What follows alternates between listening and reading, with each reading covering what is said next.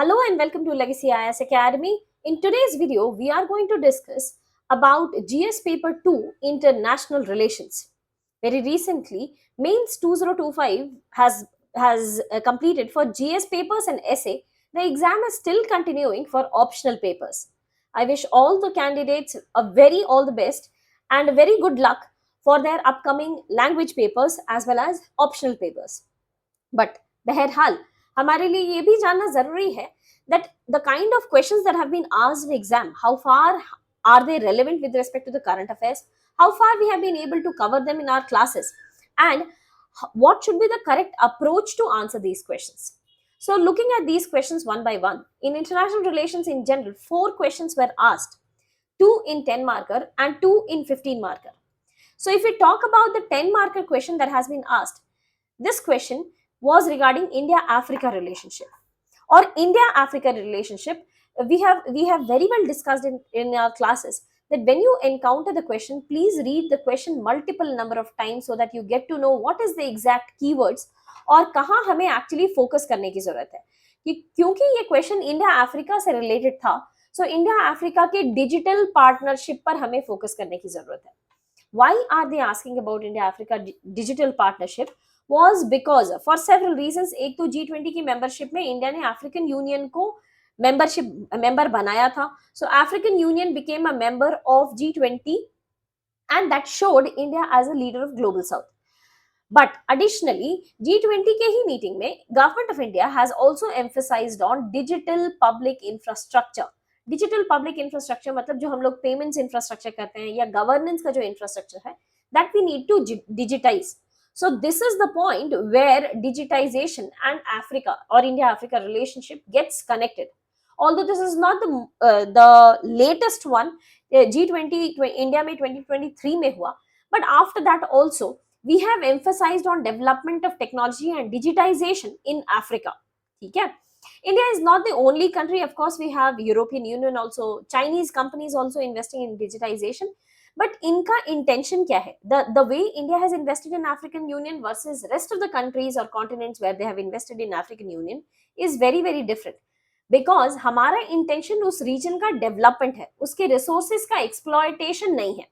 We will be using the resources, we will be buying these mines, लेकिन साथ ही साथ हमारा इंटेंशन ये भी है कि अफ्रीका भी अपने आप में डेवलप करता रहे. And that is why India is acting as a leader of the global south, because we are trying to emphasize on digital partnership.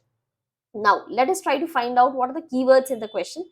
India Africa digital partnership is achieving mutual respect, co-development and a long-term institutional partnership. Okay? We had to elaborate this as a 10 marker question. So if we talk about what could have been written in India Africa relationship, तो इसके introduction में हम लोग ये लिख सकते थे कि so far जो हमारा इंडिया और अफ्रीका का रिलेशनशिप रहा है, that is largely been along the lines of education, या फिर लार्जली भी जैसे हम लोगों ने आईआईटी सेटअप किया तंजीवार में. We have set up an IIT. We have had a very old project by the name ITEC, जो हम लोग अफ्रीकन स्टूडेंट्स को इंडिया में एजुकेशन के लिए प्रमोट करते हैं. So we have had such kind of connectivity, but India का अफ्रीका में इंफ्रास्ट्रक्चरल इन्वेस्टमेंट नहीं था, not to a great extent. ठीक है. So Africa was not visible on India's foreign policy to a large extent. But अब अगर देखा जाए पास्ट G20 मीटिंग स्पेशली, जहां से कि हम लोग अपने आप को as a leader of global south emerge कराने लगे, तब से this is the point where you should be entering into the body. Introduction should be the background of India Africa relationship that has largely been along educational development, promotion of piece.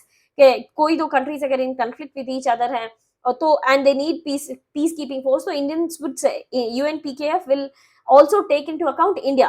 We know this, that Indians are the highest number of recruits to United Nations peacekeeping force. तो India का peace keeping में भी काम था, Africa में piece establishment में भी काम था, एजुकेशन में भी काम था, बट बहुत ज्यादा इंफ्रास्ट्रक्चरल इन्वेस्टमेंट नहीं था. Now, post G20 and post India has started to become a leader of the global south, we have started to invest in the digital public infrastructure. तो अफ्रीका में different Nations how do they shift towards digital public infrastructure. National payments corporation of India limited की project चल रही है. we have had such kind of project wherein we are trying to promote digital payments, we are trying to promote e-governance. इस तरीके के public infrastructure को हम लोग वहां promote कर रहे हैं. Technological support India is providing. For example, we are also promoting education and health through telemedicine. ठीक है. For example, e-Vidya Bharati project.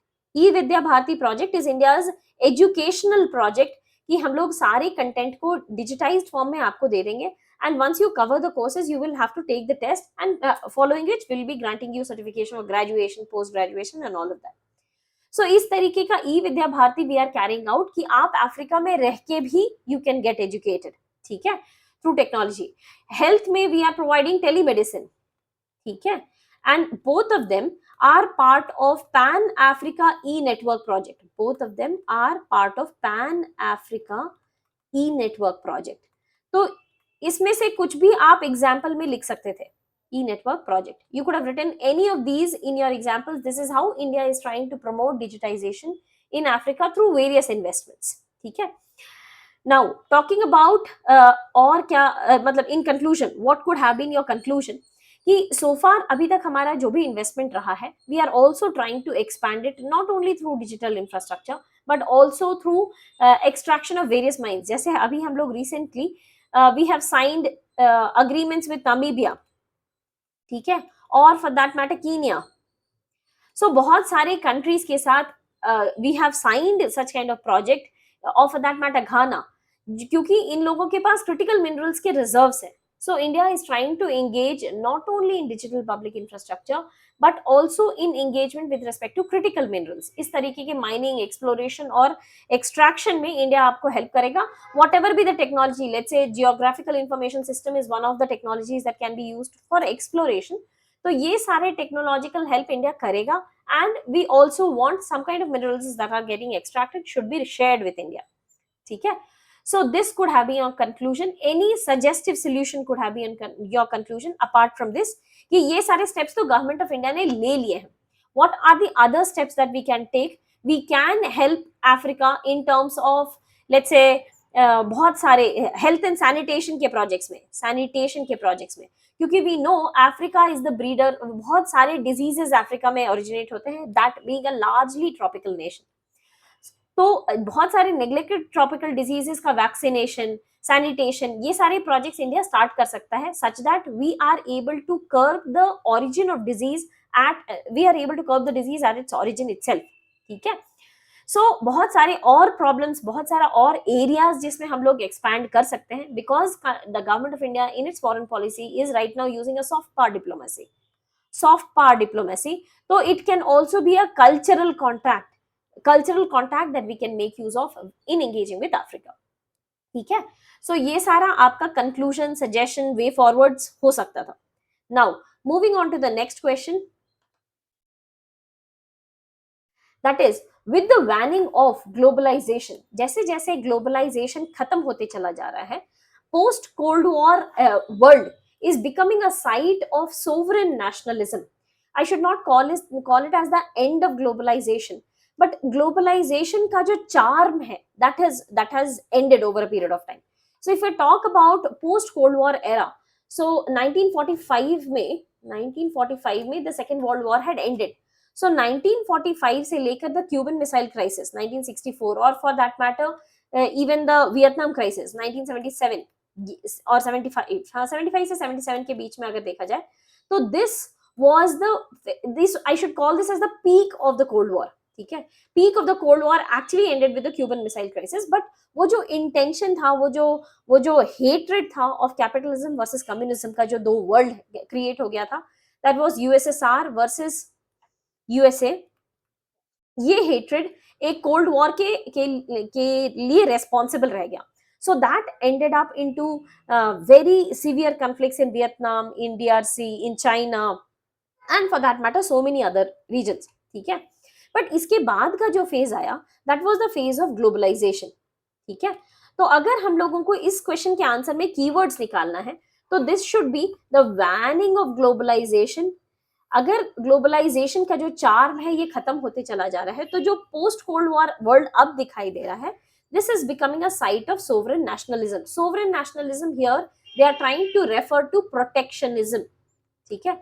सो अब जो अब ग्लोबलाइज अब जो वर्ल्ड हमें दिखाई दे रहा है, पोस्ट कोल्ड वॉर वर्ल्ड जो दिखाई दे रहा है, this is largely following protectionism. So if when you have to elucidate this, you will have to basically write about the examples of protectionism. तो अगर हम लोग इंट्रोडक्शन की बात करें,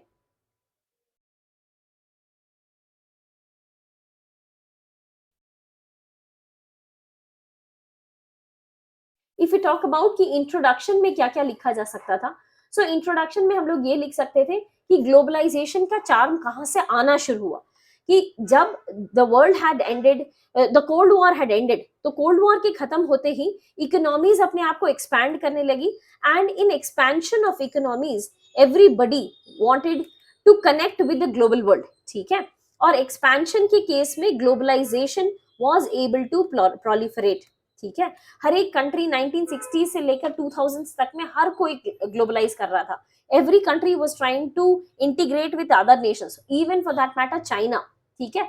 चाइना भी has also undergone globalisation, liberalisation, privatisation, basically economic reforms in 1970s, India underwent it in 1990s। In fact European world भी globalisation encounter कर रहा था in technology, digital technology, so they had also come up with a policy called e-commerce, ठीक है, जो कि अभी भी वर्ल्ड ट्रेड ऑर्गेनाइजेशन में एक डिबेटेबल कंसेप्ट है, that European nations that time stated कि because we are the originators of digital technology, so we should not be facing any import duty or export duty when we are trying to enter into foreign markets, that is markets of Asia and Africa. So they wanted to sell their produce without facing any kind of import duty from the Asian nations. तो अगर बात की जाए globalisation की, तो अलग अलग countries, बहुत सारी कंट्रीज फ्रॉम एशिया, बहुत सारी countries from Americas, that is South America largely, ये सारे कंट्रीज थे जो ग्लोबलाइजेशन एनकाउंटर कर रहे थे, ठीक है। फ्रॉम 1960s से लेकर 1919 से लेकर 2000 तक भी ग्लोबलाइजेशन चल रहा था। बट अब अगर बात की जाए post cold war, so this should have been the part of your introduction कि ग्लोबलाइजेशन का चार्म कहाँ से स्टार्ट हुआ, ठीक है। और ये जो ग्लोबलाइजेशन का चार्म खत्म होने लगा, now we have started shifting toward sovereign nationalism. Sovereign nationalism में प्रोटेक्शनिज्म का एग्जांपल्स आपको देने की जरूरत थी। सो प्रोटेक्शनिज्म में you should have written about something about, let's say CBAM, carbon border adjustment mechanism. This is a European Union protectionism measures, ठीक है। For that matter USA का जो tariff measures है, USA का जो tariff measures है, this is also a form of protectionism.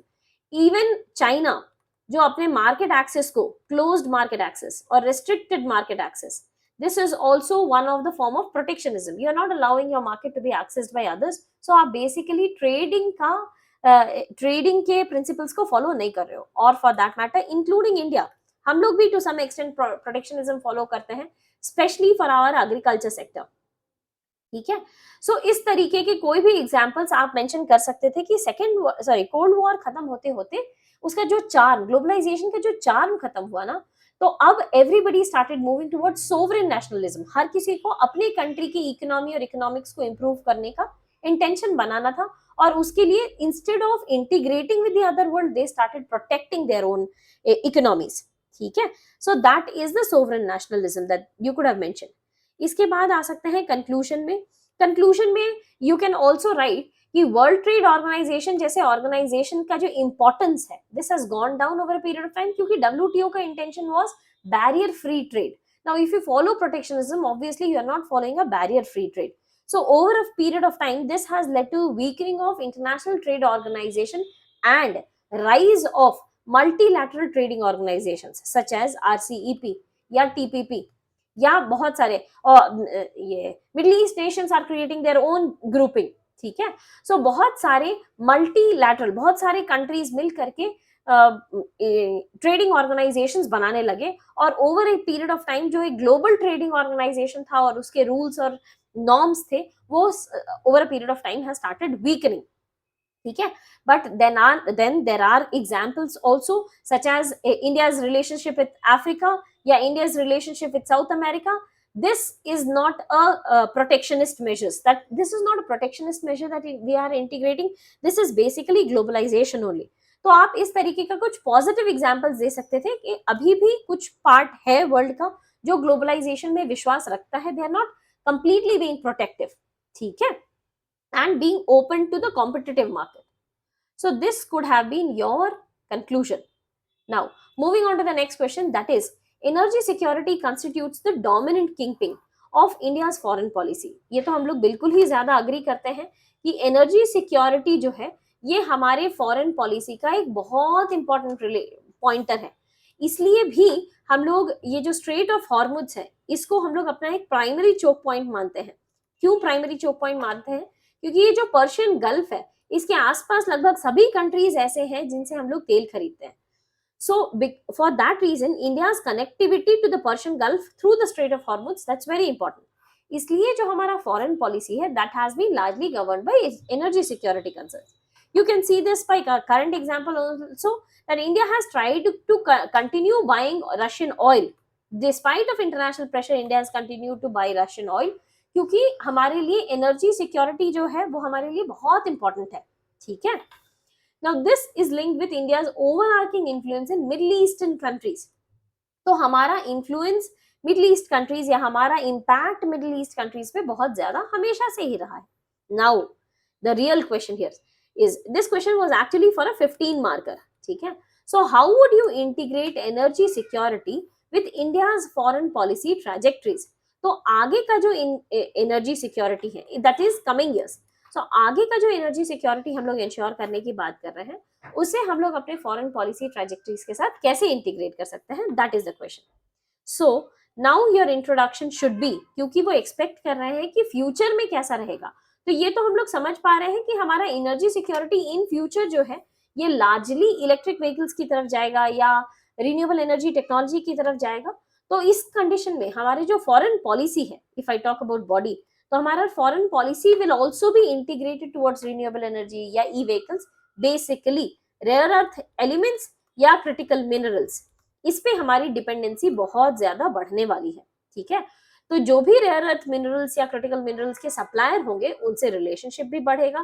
That means हमारा relationship Africa के साथ, this is going to get prioritised in our foreign relationship, या for that matter South America. We know that the lithium triangle is lying in South America. तो India का relationship इन दोनों countries के साथ भी बढ़ने वाला है, ठीक है. Now so this should have been largely our body में हम लोगों को ये फोकस करने की जरूरत है कि रिन्यूएबल एनर्जी टेक्नोलॉजी और इलेक्ट्रिक व्हीकल्स के टेक्नोलॉजी में जो भी हमारा ट्रैजेक्टरी है, जो भी कंट्रीज हमें हेल्प करेंगी वो हमारे फॉरेन पॉलिसी के किंग पिन बन जाएंगे, जो कि अब तक जो था this was largely middle eastern countries. So middle east countries से हमारा एनर्जी सिक्योरिटी एनर्जी सिक्योरिटी का जो इंटीग्रेशन था वो बहुत ज्यादा डेंस था. For example in introduction you could have written कि जो हमारा एनर्जी सिक्योरिटी का इंटीग्रेशन है with Middle East that has been dense. For example through let's say we do have strategic petroleum reserves. Strategic petroleum reserves में we have stored energy for a near future wherein the world gets engaged into war and we will not be having sufficient energy supply. तो ये हो सकता था हमारा introduction का एक option. Introduction में you could have also written about India's engagement with Middle East. जैसे हम लोग हमेशा से पैलेस्टीन के फेवर में रहे हैं, we have always spoken in favour of Arabs, क्योंकि हमारा energy integration Middle Eastern nations के साथ बहुत ज्यादा रहा है, ठीक है. So this could have been your introduction.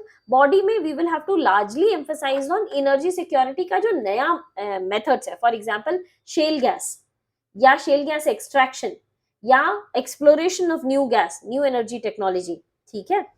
और for that matter इन दोनों के अलावा रशिया के भी साथ हमारा इंटीग्रेशन ज्यादा है, क्योंकि Russia also having some clean technologies, methane है, नेचुरल गैस है, इन सब का गुड डिपोजिशन है रशिया में. So this is going to expect or put us into a line जहाँ की हमारा फॉरेन पॉलिसी इन सभी कंट्रीज और कॉन्टिनेंट्स के साथ ज्यादा इंप्रूव करने वाला है. So what should be the conclusion? Solution क्या होना चाहिए कि we need to balance out.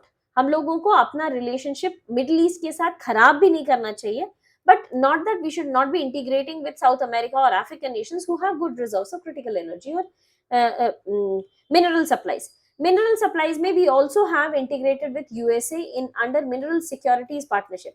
For that matter, Quad grouping has also allowed us कि हमारे पास न्यूक्लियर टेक्नोलॉजी में बेटर सप्लाई रहेगा, ठीक है।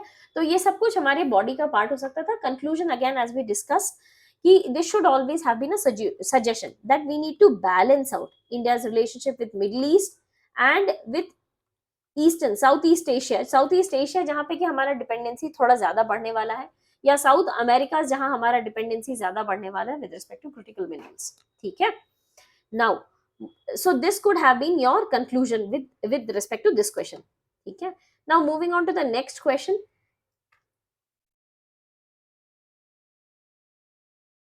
Now moving on to the next question, that is the reform process in United Nations remains unresolved because of the delicate imbalance of East and West and entanglement of USA versus Russo-Chinese alliance, ठीक है। तो हमें ये पता है this is a very very long pending issue कि United Nations को reform की जरूरत है। क्या क्या रिफॉर्म्स की जरूरत है? आप तो एक तो P5 नेशंस को वीटो पावर दे रखे हो, कितना बार वीटो यूज करेंगे that is also not mention. So we very well know कि United Nations requires amendment reforms, ठीक है। एक तो ये P5 नेशंस को बढ़ाने की जरूरत है, वीटो पावर नेशंस को बढ़ाने की जरूरत है, या फिर इनके वीटो यूजेज को रेस्ट्रिक्ट करने की जरूरत है, या फिर जो नॉन P5 नेशंस हैं उनमें मेंबरशिप बढ़ाने की जरूरत है, ठीक है। सो ऐसे अप्रोक्सीमेटली 50 नेशंस हैं, 50 नेशंस अक्रॉस द वर्ल्ड जिनको आज तक कभी सिक्योरिटी काउंसिल की मेंबरशिप मिली ही नहीं।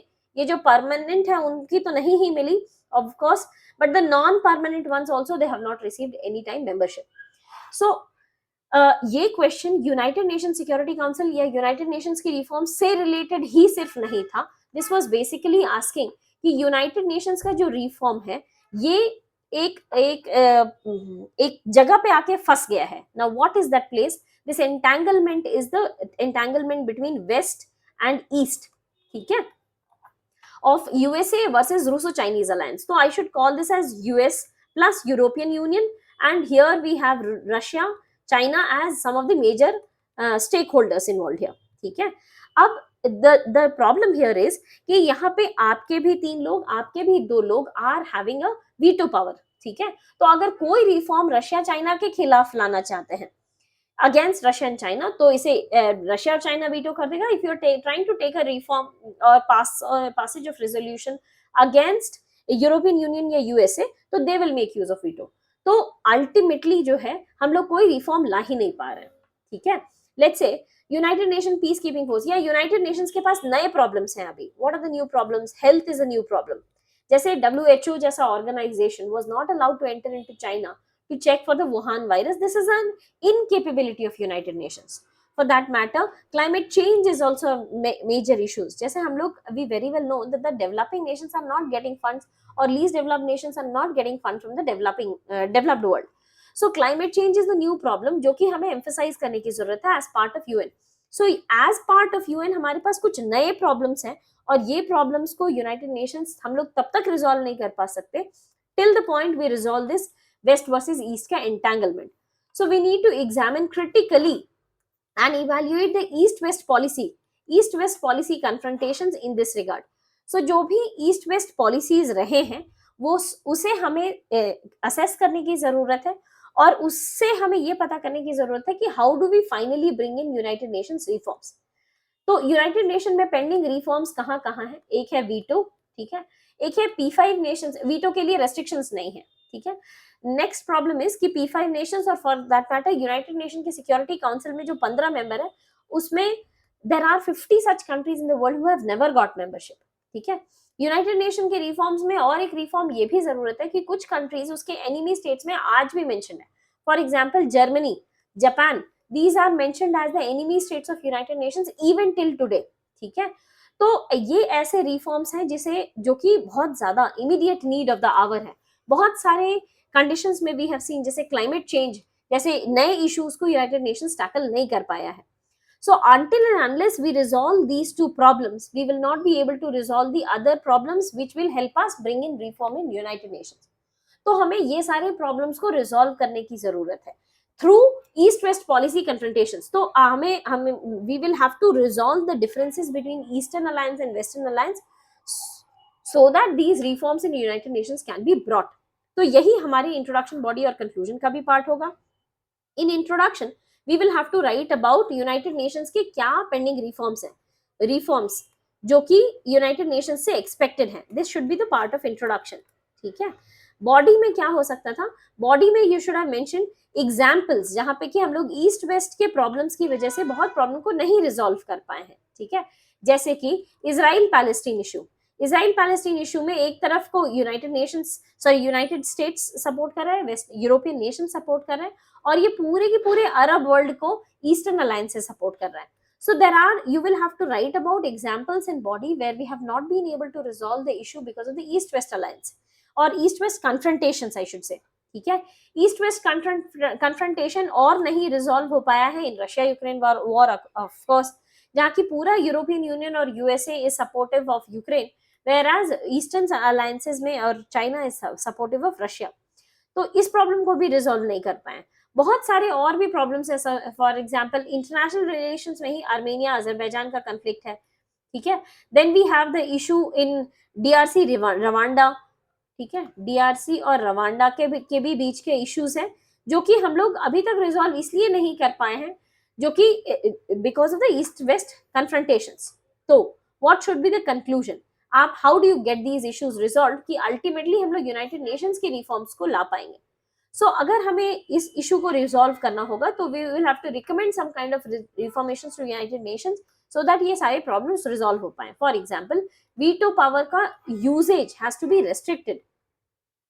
ठीक है. आप कितनी बार एक बार वीटो यूज कर सकते हो in an year, that must be specified. Conclusion या recommendation suggestions can also be this कि ये सारे प्रॉब्लम्स को सबसे आसानी से हम लोग dialogue based mechanism, because India has always believed in this, so dialogue based mechanism से हम लोग ये सारे प्रॉब्लम्स को रिजॉल्व कर सकते हैं. So this could have also been one of your recommendations, one of your suggestions. ठीक है. So that can be part of your answer, but of course there is not only one way to write an answer, there can be multiple ways to address a particular question. ठीक है. So with that we have concluded our IR paper discussion of GS paper 2. We will continue our discussion in the next video with respect to GS paper 3 environment.